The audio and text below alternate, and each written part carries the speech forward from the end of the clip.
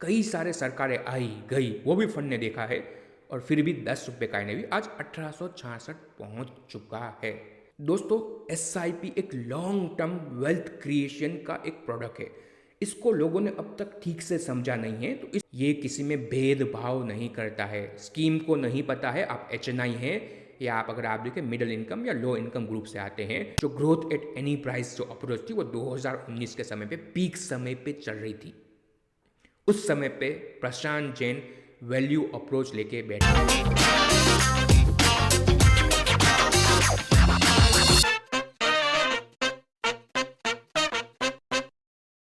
जय हिंद दोस्तों। दोस्तों, किसने एक बहुत ही सुंदर वाक्य कहा है, time in the market is more important then timing the market. और दोस्तों, इसी स्टेटमेंट को साबित करके दिखाया है एचडीएफसी के फ्लैक्सी कैप फंड ने। दोस्तों, एचडीएफसी म्यूचुअल फंड का फ्लैगशिप फंड है एचडीएफसी फ्लैक्सी कैप फंड, और कल के दिन इस फंड ने अपने 30 साल कंप्लीट किए। दोस्तों, 5 नहीं, 10 नहीं, 20 नहीं, 30 साल। 1995 1 जनवरी को ये फंड लॉन्च हुआ था, और 1 जनवरी 2025 को 30 साल इस फंड ने कंप्लीट किए। तो दोस्तों, आज हम क्या करेंगे? आज हम इस फंड के पिछले 30 साल के जर्नी के बारे में चर्चा करेंगे। कोई पोर्टफोलियो रिव्यू नहीं करने वाले हैं, कोई रिटर्न के बारे में ज़्यादा चर्चा नहीं करने वाले हैं। फंड की जर्नी को समझना ज़रूरी है। दोस्तों, जब आप समझेंगे कैसे पिछले 30 सालों में इस फंड ने रिटर्न बना के दिया है, कैसे इसकी जर्नी रही है, तभी आप अपने आने वाले 15, 20, 30 साल की इन्वेस्टमेंट प्लानिंग कर पाएंगे। तो मैं क्या अनुरोध करना चाहूँगा आप सभी से, वीडियो को ध्यान से देखिए, पूरा देखिए, और अपने दोस्तों के साथ, परिवारजनों के साथ जो नए नए म्यूचुअल फंड के अंदर आए हैं, उन तक इस वीडियो को शेयर कीजिए। दोस्तों, रिसेंटली हमने देखा है पिछले 6 महीने के अंदर मार्केट में कुछ खास रिटर्न नहीं आया है और एसआईपी कैंसिलेशन बढ़ना शुरू हो गया है। दोस्तों, एसआईपी एक लॉन्ग टर्म वेल्थ क्रिएशन का एक प्रोडक्ट है। इसको लोगों ने अब तक ठीक से समझा नहीं है, तो इस वीडियो के माध्यम से हम समझाना चाहते हैं एसआईपी में कितना बड़ा पावर है। तो वीडियो को शेयर ज़रूर कीजिएगा। आगे बढ़ें उससे पहले आपके स्क्रीन पे एक डिस्क्लेमर आ रहा है। दोस्तों, ये वीडियो सिर्फ हम आपके इंफॉर्मेशन पर्पज़ के लिए तैयार कर रहे हैं। कोई भी हम रिकमेंडेशन नहीं दे रहे हैं म्यूचुअल फंड का या किसी भी इक्विटी निवेश का। Mutual fund investment are subject to market risk. Please read all scheme related document carefully. दोस्तों, आगे बढ़ते हैं। दोस्तों, एचडीएफसी फ्लैक्सी कैप फंड, पहले इसका नाम एचडीएफसी इक्विटी फंड भी हुआ करता था। 2019 में इन्होंने 2020 में इन्होंने नाम चेंज किया है। दोस्तों, 30 साल एक बहुत ही बड़ी जर्नी होती है, और इसमें इस फंड ने कई सारे उतार चढ़ाव देखे। 1995 में फंड लॉन्च हुआ, 10 का एनएवी, जैसे करंटली आप देखते हैं कई सारे एनएफओ आ रहे हैं पिछले कुछ सालों के अंदर, ऐसे ही ये फंड भी 1995 में 10 के एनएवी से शुरू हुआ था। आज इसका एनएवी 1866 पहुँच चुका है। दोस्तों, 10 का एनएवी 1866 मतलब 185 गुना हुआ है। 185% रिटर्न नहीं कह रहे हैं, 185 गुना रिटर्न इसने पिछले 30 सालों में बना के दिया। इसका मतलब क्या होता है? 1 लाख का निवेश अगर किसी व्यक्ति ने 30 साल पहले किया होता, आज उसकी वैल्यू 1.85 करोड़ के ऊपर पहुंच चुकी है। तो ये एक एक्स्ट्रा ऑर्डिनरी रिटर्न माना जाएगा किसी भी लिहाज से। दोस्तों, एसआईपी सबसे पावरफुल अगर आप देखें इन्वेस्टमेंट व्हीकल है, और ये भी इस फंड ने साबित करके दिखाया है। अगर किसी इन्वेस्टर ने 10,000 रुपये की एसआईपी 1995 में शुरू की होती, जब ये फंड लॉन्च हुआ था, तो तब से अब तक 30 सालों में 10,000 के हिसाब से आपने 36 लाख रुपए निवेश किए। दोस्तों, आप मानेंगे नहीं, 36 लाख के इस एसआईपी इन्वेस्टमेंट की वैल्यू हुई है कितनी? 20.7 करोड़। दोस्तों, 20.7 करोड़ मतलब आपका 20 करोड़ से तो प्रॉफिट ही हो गया। आपका 20 करोड़ का प्रॉफिट हो गया। अब लोग कहेंगे टैक्स लगेगा, चलो 10% टैक्स भी हम निकाल दे। फिर भी आप सोचिए कि आपको 1.8 करोड़ आपको मिलेंगे अगर आप 10% या 20% टैक्स पे काम कर ले। बड़ा माना जाएगा। अब लोग कमेंट करेंगे, मुझे पता है बहुत सारे लोग यही कमेंट करने वाले हैं, 1995 में 10,000 रुपये की एसआईपी करना बहुत ही बड़ी बात होती थी। चलो मान लिया ये आर्गूमेंट, 1,000 रुपये की एसआईपी तो कर सकते थे शायद, कुछ लोग तो डेफिनेटली कर सकते थे। तो अगर किसी ने 1,000 रुपये की एसआईपी की होती, तो भी जो आपका सीएजीआर रिटर्न है, आप 10,000 की एसआईपी करें या 1,000 की करें या 1 लाख की करें, सेम ही रहता है। दोस्तों, म्यूचुअल फंड का यही एडवांटेज है। ये किसी में भेदभाव नहीं करता है। स्कीम को नहीं पता है आप HNI हैं या आप अगर आप देखिए मिडिल इनकम या लो इनकम ग्रुप से आते हैं, आपने 1,000 रुपये दिए हैं तो आपका रिटर्न भी सेम ही रहेगा जिसने 1,00,000 रुपये दिए हैं एक उस दिन के अंदर। अगर किसी ने 1,000 रुपये की SIP की होती 1995 में और अब तक चलाई होती, 30 साल कंप्लीट किए, 3.6 लाख का निवेश बनता है, तो उसकी वैल्यू बनती है 2.07 करोड़ की। उसको 2 करोड़ मिला है। 10,000 वाले को 20 करोड़ मिला, जिसने 1,000 किया उसको 2 करोड़ मिला। किसने 100 रुपये की SIP की होती तो उसको कितने मिलते? 20 लाख रुपये। 100 रुपये की SIP तो बहुत लोग कर पाते 1995 में। तो दोस्तों वेल्थ क्रिएशन करके दिए म्यूचुअल फंड में SIP के माध्यम ने इसने साबित किया है 21.4% का CAGR बड़ा रिटर्न माना जाएगा। दोस्तों SIP लॉन्ग टर्म के लिए चलने दे। और दोस्तों कुछ लोग पिछले 6-7 महीने से जो रिटर्न नहीं आ रहे उससे चिंतित है, तो उसके बारे में भी हम थोड़ी देर में डिस्कस करने वाले हैं, बने रहिए हमारे साथ। दोस्तों ज़्यादातर लोग कोविड के बाद ही मार्केट के अंदर आए हैं म्यूचुअल फंड में या इक्विटी मार्केट में, उन्होंने बड़ा करेक्शन नहीं देखा है। कुछ लोगों ने डेफिनेटली कोविड देख लिया है, तो आपने थोड़ा बहुत करेक्शन अनुभव किया है। बट दोस्तों इस फंड ने अपने 30 साल के जर्नी के अंदर आपने जितने भी करेक्शन, जितने भी इवेंट सोचे होंगे, तो सारे के सारे इवेंट इसने देख लिए हैं। जैसे कि आप देखें 1997 में वॉर हुआ था, इंडिया कारगिल वॉर हुआ, वो इस फंड ने देखा। उसके बाद 2000 में .com बबल हुआ, वो भी इस फंड ने देखा। उसके बाद 2001 में US में एक सबसे बड़ा टेररिस्ट अटैक हुआ, पहली बार US के सोल पे एक बहुत बड़ा टेररिस्ट अटैक हुआ था, वो भी इस फंड ने देखा। उसके बाद आप देखें 2005 से 2007 का एक बुल रन भी आया, वो भी फंड ने एंजॉय किया। उसके बाद 2008 का ग्लोबल फाइनेंशियल क्राइसिस, NAV 50% गिर भी गया। इस फंड का NAV भी अगर आप देखें बड़ा गिरा था, वो भी फंड ने देख लिया।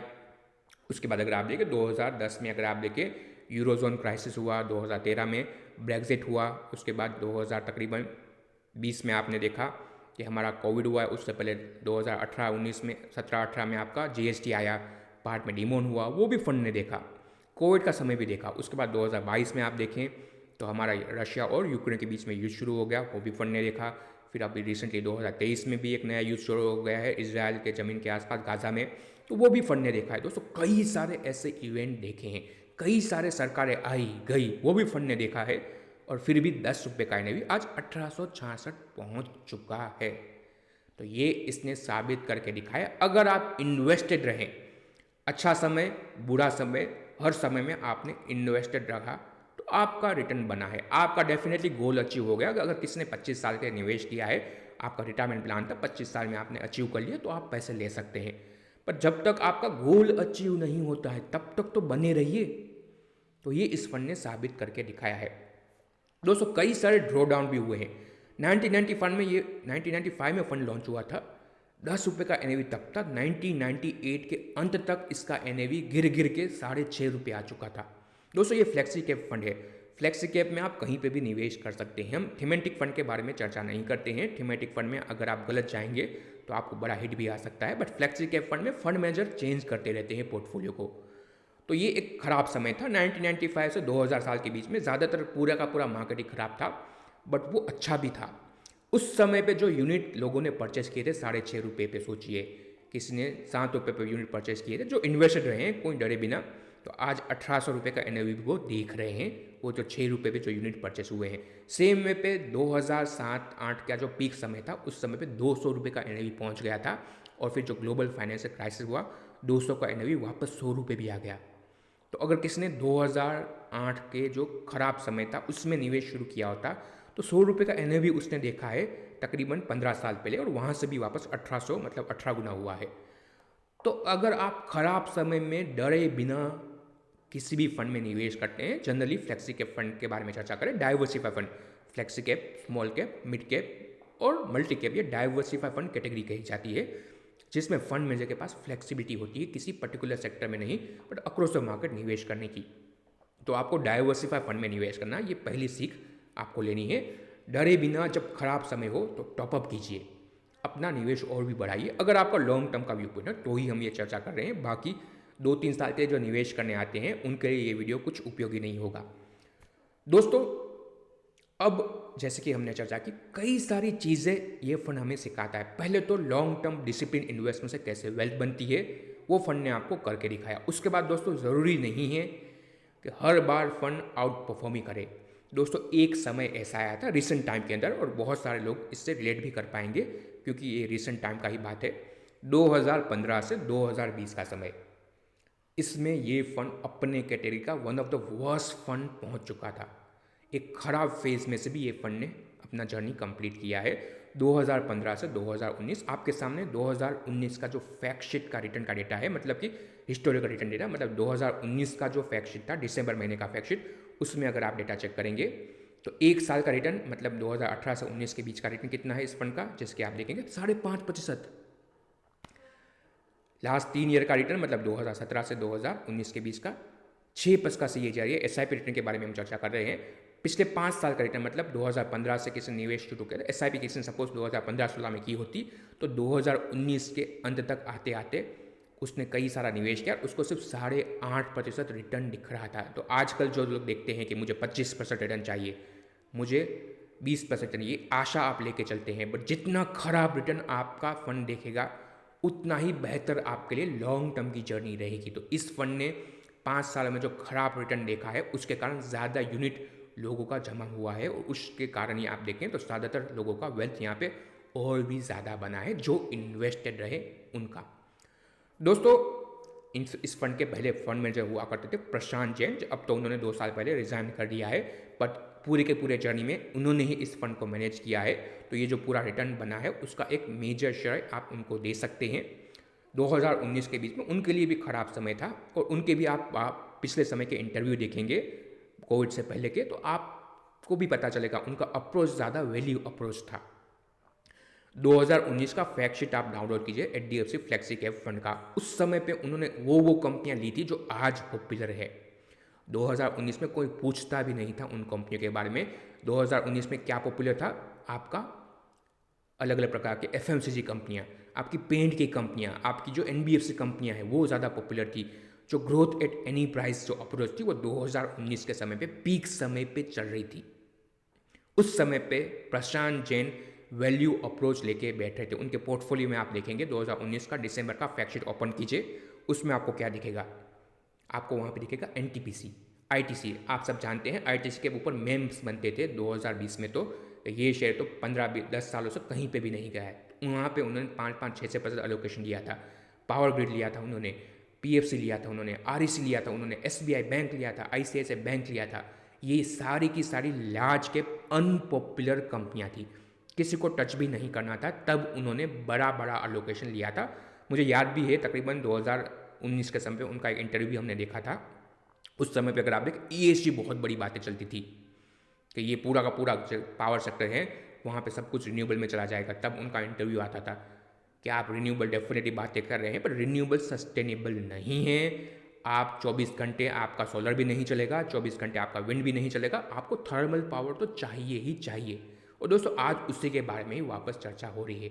उस समय पे उनके इंटरव्यू देखिए, तब वो थर्मल पावर के बारे में चर्चा करते थे। तब उन्होंने अपने पोर्टफोलियो में थर्मल पावर कंपनियां जैसे कि NTPC, पावर ग्रिड भी उन्होंने बड़ी बड़ी मात्रा में ली थी, जिसका बेनिफिट आज इनके यूनिट होल्डर को मिल रहा है। डेफिनेटली जब फंड ने रिकवर कर लिया तो 2022 में उन्होंने ऑर्गेनाइजेशन रिजाइन किया और अपनी जर्नी शुरू कर रहे हैं। बट एक बेहतरीन इन्वेस्टमेंट अप्रोच कैसी रहती है वो आपने देखा है। अनपॉपुलर थीम में जब निवेश किया जाएगा तभी रिटर्न बनेगा। शॉर्ट टर्म का पेन, लॉन्ग टर्म का गेन, ये भी इस फंड ने करके दिखाया है। तो दोस्तों ये भी आपको समझना पड़ेगा कि आपका फंड डेफिनेटली फ्लेक्सी कैप हो। ज़रूरी नहीं है कि आप हर बार हर रैली में वो पार्टिसिपेट करें। हर एक फंड का जर्नी अलग अलग रहता है। आज आप देखेंगे तो आजकल ग्रोथ फंड नहीं चल रहे हैं। आप कोई अच्छा जो ग्रोथ रिलेटेड फंड होता है जैसे कि एक्सिस के फंड है, पिछले 5 सालों का उनका रिटर्न देखिए, वो अंडर परफॉर्म कर रहे हैं। 2019 में एक्सिस म्यूचुअल फंड के ही फंड हुआ करते थे जो सबसे पॉपुलर हुआ करते थे। तो अगर आप पॉपुलर फंड में एंड में आएंगे तो आपको बड़ा पेनल्टी भी लग सकता है। बट अगर आप अच्छे डाइवर्सिफाई फंड में निवेश करते हैं, अच्छा समय हो बुरा फंड समय हो, वो फंड अच्छा परफॉर्म कर रहा हो बुरा परफॉर्म कर रहा हो, पर डाइवर्सिफाई होना ज़रूरी है। अगर डाइवर्सिफाई फंड होगा आप उसमें धीरे धीरे निवेश करेंगे, SIP के माध्यम से जाएंगे, लंबा टाइम फ्रेम लेके आएंगे, 15 साल 20 साल 25 साल, तो आपके लिए बड़ी वेल्थ SIP के माध्यम से किसी भी म्यूचुअल फंड में बन सकती है। दोस्तों आखिर में एक होली ग्रेल हमारा है, वो आपके स्क्रीन पे आ रहा है। दोस्तों कुछ यहाँ पे हम फंड के बारे में चर्चा नहीं कर रहे हैं, ये फिर से हम डिस्क्लेमर दे दे। ये आपके सामने एक चार्ट है, आपको इस चार्ट का क्या करना है, स्क्रीनशॉट ले लीजिए, पोस्ट करके प्रिंट आउट ले लीजिए अपने फाइल में, जहाँ पे भी आप अपना निवेश करते हैं। जनरली मैं जितना भी मेरा निवेश है उसको मैं फिजिकल फॉर्म में भी मेंटेन करता हूँ, तो वो मेरा एक आदत है। आप ऑनलाइन रिजल्ट भी रखना चाहें रख सकते हैं। इसका प्रिंट आउट लीजिए। दोस्तों ये एक होली ग्रेल है, स्कूल में पढ़ा था बट हमने समझा नहीं कंपाउंडिंग क्या होती है। 1 लाख रुपए, सपोज ये एग्जाम्पल हमने यहाँ पे 1 लाख का लिया है, 1 लाख रुपए का जो निवेश होता है अलग अलग रेट से कैसे ग्रो हो सकता है, उसका ये बेसिक चार्ट है, बहुत ही बेसिक चार्ट है। एफडी करने से पहले, गोल्ड में निवेश करने से पहले, एलआईसी लेने से पहले, म्यूचुअल फंड में निवेश करने से पहले या कहीं पे भी निवेश करने से पहले हमें क्या करना है, इस चार्ट को निकालना है। एक्सपेक्टेड रिटर्न है, रियल रिटर्न तो हमें नहीं पता है, किसी को भी नहीं पता है कि यहाँ से आने वाले सालों के अंदर कहाँ पे अच्छा रिटर्न आएगा। वो पता होता तो क्या बात होती, बट ये एक्सपेक्टेड रिटर्न है। एफडी में 7% रिटर्न आता है, आगे जाके इससे ज़्यादा नहीं आएगा, 7 से 6 होगा या 8 होगा। तो ये अगर आप लें तो 30 सालों के अंदर अगर आप यहाँ से एफडी कर रहे हैं तो आपका क्या होगा, मैक्सिमम 7 लाख बनेंगे या 8 लाख बनेंगे। कंपाउंडिंग यहाँ पे काम आती है। सपोज आपने गोल्ड में डाल दिया, 10% के आसपास गोल्ड में रिटर्न आता है, तो मैक्सिमम 1 लाख का 17 लाख होगा। बट अगर आप म्यूचुअल फंड में आते हैं, 12% भी रिटर्न आप मान ले, लॉन्ग टर्म की बात चल रही है, 1 साल मत समझिएगा यहाँ पे, लॉन्ग टर्म में कैसे कंपाउंडिंग होती है। आपने 1 लाख रुपए डाले हैं किसी अच्छे इक्विटी फंड में, डाइवर्सिफाई फंड में, तो आपका देखें तो 30 साल में 1 लाख का बढ़ के 30 लाख भी हो सकता है अगर 12% का रिटर्न आता है। अगर इस फंड जैसा 20%, 22% आता है तो 2 करोड़ 3 करोड़ भी बन सकते हैं जो इस फंड ने करके दिए हैं। ये हम लमसम के बारे में चर्चा करें, 30 साल में आप बने रहें तो एसआईपी तो इससे भी बेहतर प्रदर्शन दे सकती है। तो दोस्तों सीखने को क्या मिलता है हमें यहाँ से, सबसे पहले तो टाइम करना छोड़ दीजिए मार्केट को। Time in the market is more important then timing the market. ये गोल्डन स्टेटमेंट है, बहुत ही क्लीशे है बट बहुत ही उपयोगी स्टेटमेंट है। Time in the market is more important then timing the market. दूसरा बहुत ज़्यादा इंपॉर्टेंट चीज़ है, लोग एनएवी देखते हैं कि इसका एनएवी ज़्यादा है, इसका एनएवी कम है, कुछ फ़र्क नहीं पड़ता है। एनएवी ज़्यादा हो कम हो उससे कुछ फ़र्क नहीं पड़ता है। 2019 में इस फंड का एनएवी था 600 रुपये का, आज 1800 पहुँच चुका है। तो आपका रिटर्न कैपिटल पे आने वाला है, एनएवी पे नहीं आने वाला है। तीसरा इंपॉर्टेंट चीज़ है, कितना भी खराब समय हो एसआईपी बंद नहीं करनी है। अगर आपने सही फंड में अच्छे एडवाइज़र के साथ मिलके एसआईपी की है, गोल बेस्ड एसआईपी की है, हम बार बार हमारे चैनल पे भी गोल बेस्ड एसआईपी ज़्यादा सजेस्ट करते हैं। गोल बेस्ड एसआईपी की है, चाइल्ड फंड में करें, रिटायरमेंट फंड में करें, कोई अच्छे मिड कैप फंड में, कोई अच्छे फ्लेक्सी कैप फंड में, कोई अच्छे मल्टी कैप फंड में आप एसआईपी करें। 15 साल, 20 साल, 25 साल दीजिए उसको, रिटर्न आपका आएगा। कितना आएगा नहीं पता है, कह भी नहीं सकते हैं हम, बट आएगा, आपका अच्छा रिटर्न आएगा। लॉन्ग टर्म में आप बने रहें। तो ये कुछ बातें हैं जो हमें ये एचडीएफसी फ्लेक्सी कैप फंड की 30 साल की जर्नी सिखाती है। तो दोस्तों आशा करते हैं कि आपको इस वीडियो से कुछ वैल्यू मिली है। तो वीडियो को आप शेयर कीजिए अपने दोस्त के साथ और एक ना एक अपने परिवार के व्यक्ति के साथ। आखिर में दोस्तों फिर से आपके स्क्रीन पे डिस्क्लेमर आ रहा है, mutual fund investment are subject to market risk, please read all scheme related document carefully before investing. Thank you for watching. जय हिंद, जय महाकाल।